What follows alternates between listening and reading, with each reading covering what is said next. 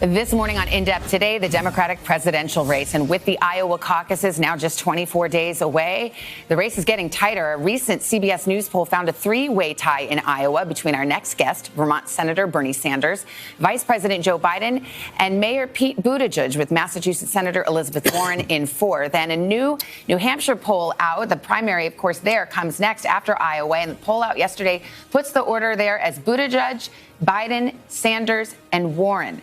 When it comes to fundraising in the fourth quarter, Senator Sanders leads the field. He brought in more than $34 million to Buttigieg's $24.7, $22 million for Biden, $21 million for Warren.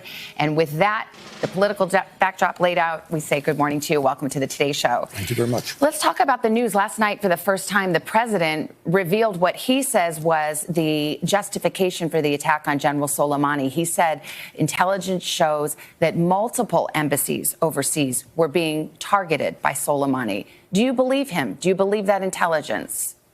No. I sat in a intelligence briefing, classified briefing, the day before, where we had all of the top-ranking intelligence people, military people, and not one word of that was mentioned. So is it true? I don't know. But we didn't hear it in the classified intelligence Is it briefing. Possible that it could be true, but Look, you wouldn't have heard about it there? The difficulty that we have, and I don't mean to be rude here, is we have a president who is a pathological liar. So could it be true? I guess it could be.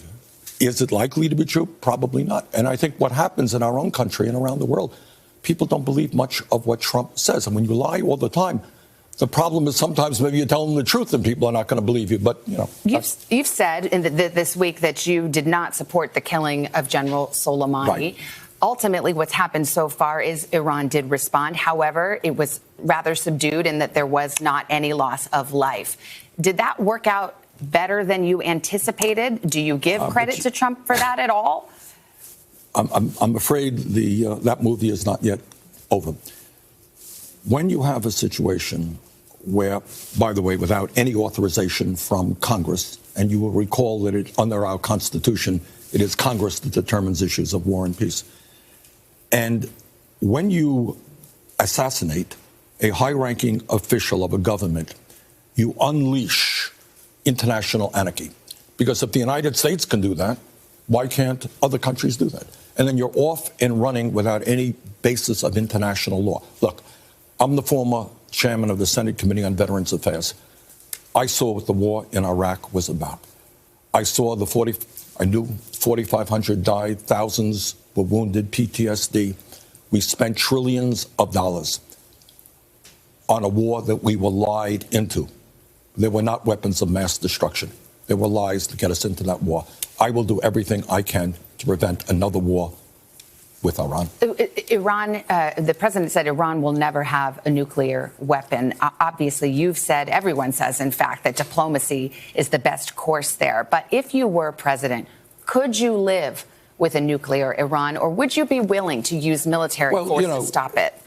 We had a process in place working with our allies which prevented Iran from getting a nuclear weapon. But the situation as it is now, let's say you're president tomorrow. I'm not going to be president tomorrow. Hopefully I'll be president a year from now, but not tomorrow. And what our goal will be to once again bring our allies and bring Iran together to once again create a process by which Iran does not get a nuclear weapon. Real quickly, would you be willing to live with a nuclear Iran? Well, we do not want, let's be very clear, we do not want Iran to have nuclear weapons. Let's talk about impeachment. As you know, the House Speaker Nancy Pelosi has been holding up the articles of impeachment, hoping to get some leverage and negotiate about what the process in the Senate is.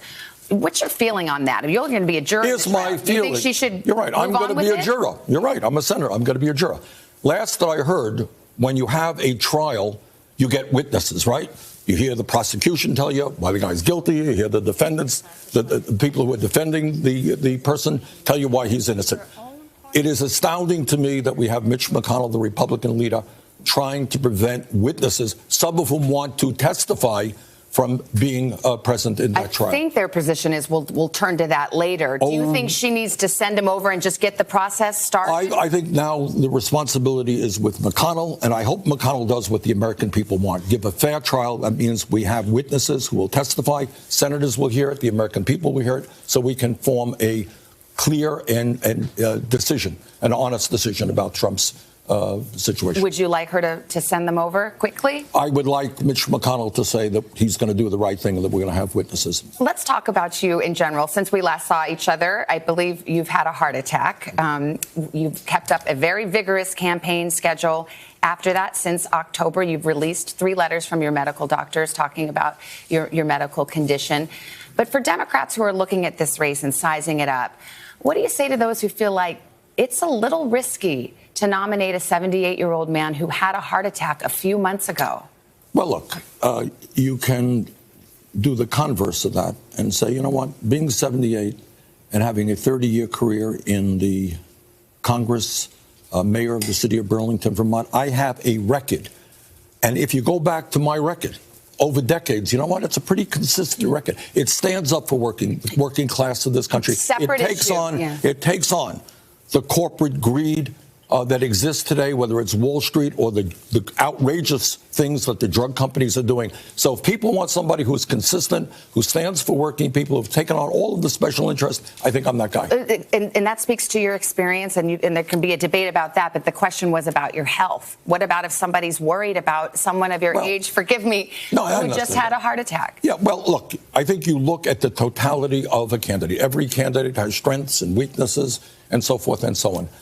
I would not be running. I would not be here today if I were not healthy. As you know, I'm running a very vigorous campaign. No one out there is working harder than me.